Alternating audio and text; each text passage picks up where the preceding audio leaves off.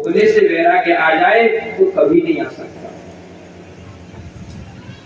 जितना भोगोगे उतना ही फंसोगे। संत कहते हैं संसार के सुख कैसे हैं, जैसे कुत्ता हड्डी लेकर के जाता है, हड्डी को चबाता है तो अपने मुख से खून उसके अंदर टपकता है और वह समझता है कि हड्डी में से खून निकल रहा है, वास्तव में खून उस कुत्ते का होता है। और इसमें आनंद कैसा आता है, बोले महाराज किसी के बहुत अच्छी तरीके से खुजली हो जाए और उसको जब वो खुजाता है कितना आनंद आता है। किसी के खुजली हो जाए और वो उसको खुजाए तो महाराज ब्रह्मानंद से थोड़ा सा कम ही आनंद आता होगा, जो मानो ब्रह्मानंद के बराबर आनंद आता है खुजाने में। लेकिन जब खुजाने के बाद में वह बनता है ना तो कितनी जलन होती है। उसी प्रकार संसार के सुख में इन भोगों में 1% भी आनंद नहीं। कर्दम ऋषि को वैराग्य हुआ, बोले देवी तुमने कहा था मेरे को ग्रस्त में रहना है, अब मैंने आपको 9 पुत्रियां दे दी, अब मैं भगवान का भजन करने जाता हूँ। क्योंकि कर्दम ऋषि ने यह कहा था कि मैं 1 पुत्र होते ही ग्रह को त्याग दूंगा।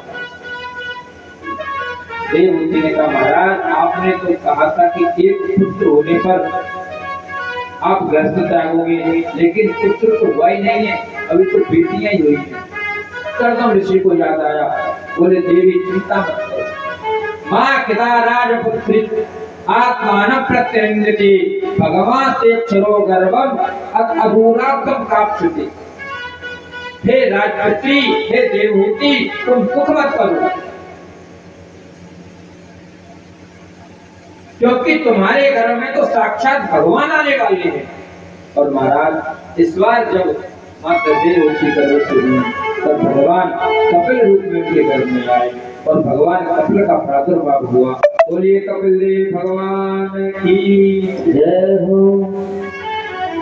कपिल भगवान जैसे आए महाराज सब लोग आए भगवान के दर्शन करने के लिए, तो सब लोग आते, देवता ब्रह्मा जी सब आ गए और कर्दम ऋषि कमंडल उठा के चलने लगे। भगवान ने कहा जंगल में किस लिए जा रहे हो? बोले कर्दम ऋषि बोले आपको प्राप्त करने के लिए। बोले मैं तो प्राप्त हो गया, अब क्यों जा रहे हो? भाई मेरे को प्राप्त करना है, मैं तो प्राप्त हो गया। बोले महाराज आप प्राप्त तो हो गए हो लेकिन अभी नित्य प्राप्त नहीं हुई। आप आए हो ना ये भक्ति के भाव से आए हो, मैं वही भक्ति करने जा रहा हूँ। आपका मेरे को संग नहीं चाहिए, मेरे को तो आपकी भक्ति चाहिए। और भगवान के जो भक्त है ना वे भक्ति भी नहीं चाहते। एक बार किसी ने ब्रजवासियों से कहा, ब्रजवासियों तुम भगवान के बारे में क्यों रो रहे हो? हम चलो तुमको भगवान के दिव्य धाम वैकुंठ लोक में पहुंचा देते हैं। बोले वो तो ठीक है पहुंचा दो, पर वहां हम कन्हैया को कन्हैया कह के बुला सकते कि नहीं बुला सकते? बोले कन्हैया कह के नहीं बुलाओगे, वहां के तो वो राजा हैं, वहां के कुछ नियम कानून है, उनके दर्शन करने के लिए भी लाइन लगानी पड़ती है। ब्रजवासी बोले ऐसे वैकुंठ में हमें नहीं जाना, क्योंकि हमको तो ये वृंदावन प्यारा है जहाँ पर कन्हैया को जैसे चाहे वैसे बोले। हम श्री राधे जी के बल अभिमानी, ऐरे रहत श्याम सुंदर पर भूलने अटपटी मानी। बोले हमारे लिए तो ये वृंदावन बढ़िया है कि जहाँ हम जो है कन्हैया से कहते हैं कन्हैया घोड़ा बन, कन्हैया घोड़ा बनता है और हम उसके पीठ पर बैठ करके जाते हैं। हम जो है कर्दम ऋषि जाने लगे, ब्रह्मा जी ने रोका। बोले हर जो है पिता का कर्तव्य है अपनी बेटियों का तो कम से कम विवाह करके जाए। अगर किसी व्यक्ति की किसी कारण से मृत्यु होने का समय आ जाए, उनको देख जाए कि बनने वाले कोई ऐसी बीमारी हो जाए कि अब उसका बचना कठिन है, तो वह व्यक्ति भी चाहता है कि बेटों के लिए तो कम से कम बेटियों का विवाह तो अपने हाथ से कर जाओ। हर कोई चाहता है कि नहीं चाहता। तो कोई पूछे तो कहे जो है बेटियों की क्यों, बोले बेटियों की शादी इसलिए कर जाऊं, बेटे तो चाहे शादी ना भी हो तो कोई बात नहीं है, लेकिन मेरी बेटी कम से कम ऐसे घर में तो जाए तो अच्छा हो, मैं उनको अच्छे घर में जाता हुआ देख लूं तो जो है मैं सुख से मर जाऊंगा। कि हर माँ बाप की इच्छा होती है। ब्रह्मा जी ने कहा हे कर्दम, तुम कम से कम अपने बेटियों का तो विवाह कर जाओ।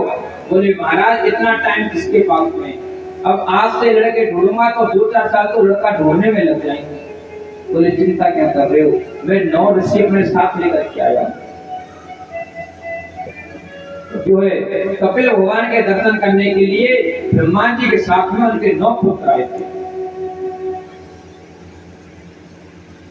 जो है और 9 बेटियों का विवाह जो है कर्दम ऋषि ने उन ऋषियों के साथ में कर दिया। कला नाम की जो बेटी थी उसका विवाह मरीचि ऋषि के साथ में किया। अनुसुईया नाम की जो बेटी थी उसका विवाह अत्रि ऋषि के साथ में कर दिया। अरुंधति नाम की जो पुत्री थी उसका विवाह वशिष्ठ जी से कर दिया। ख्याति नाम की पुत्री का विवाह प्रभु जी के साथ में कर दिया। शांति नाम की पुत्री का विवाह अथर्वण नाम के ऋषि से किया। क्रिया नाम की पुत्री का विवाह त्रतु ऋषि से किया और हवेरु नाम की पुत्री का विवाह जो पुलस्त ऋषि के साथ में किया, जिनके पुलस्त ऋषि के पुत्र हुए महाराज पौलस विस्त्रवा जी, और जो है उनके वंश में जो है रावण का प्रादुर्भाव।